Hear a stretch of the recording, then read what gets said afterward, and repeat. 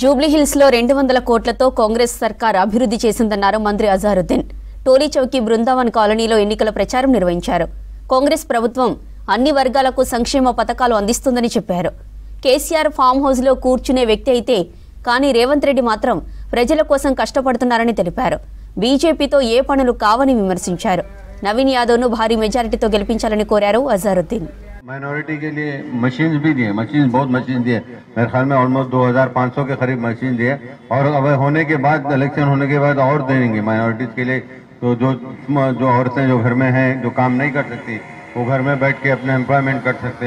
बिजली भी 200 यूनिट देना इतना आसान काम नहीं, इतनी बड़ी बात है क्योंकि गवर्नमेंट के एक्सचेकर को कभी कहीं ना कहीं थोड़ा सा धक्का लगता है। बट लेकिन टीआरएस गवर्नमेंट जो थी इससे पहले पूरा खाली करके चले गई, तो अभी हम लोग फिर कोशिश कर रहे हैं कि उसको पूरा सिस्टमैटिक करें क्योंकि उसके बाद उनको तो उसके बाद आना ही नहीं है, उनको कोई आना मुश्किल है।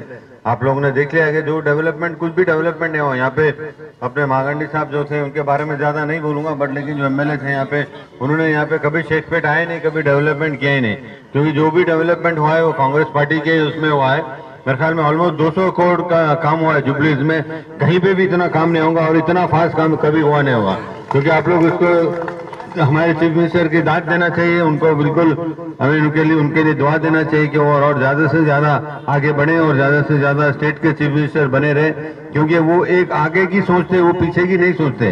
तो इसलिए अब हमारा स्टेट आगे बढ़ेगा। ठीक है, हमारे आगे 22 महीने ही हुए बट लेकिन और 3 साल के करीब है, तो आप देखेंगे और आगे चल के क्या क्या डेवलपमेंट होगा क्योंकि इसमें मैं समझता हूँ एजुकेशन में भी बहुत डेवलपमेंट होगा। और सीएम साहब एक ऐसे आदमी है जो काम करते हैं बट उसको ज्यादा बताते नहीं है। काम तो अंदर से होते रहता है, तो बट वो कहते हैं कि नहीं मेरा काम करना है और वो 18 घंटे काम करते हैं।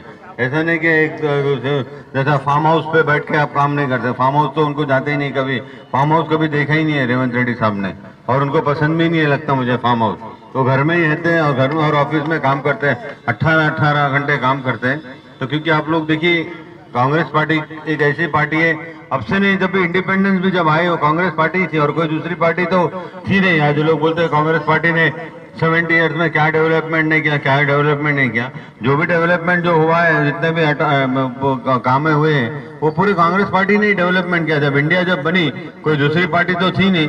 जो भी डेवलपमेंट हुआ जवाहरलाल नेहरू साहब जब प्राइम मिनिस्टर थे उनके जमाने में हुआ, उसके बाद में फिर इंदिरा गांधी मैडम आई उसके जमाने में हुआ, फिर राजीव गांधी साहब ने तो बिल्कुल एकदम आईटी में इतना आगे बढ़ा दिया।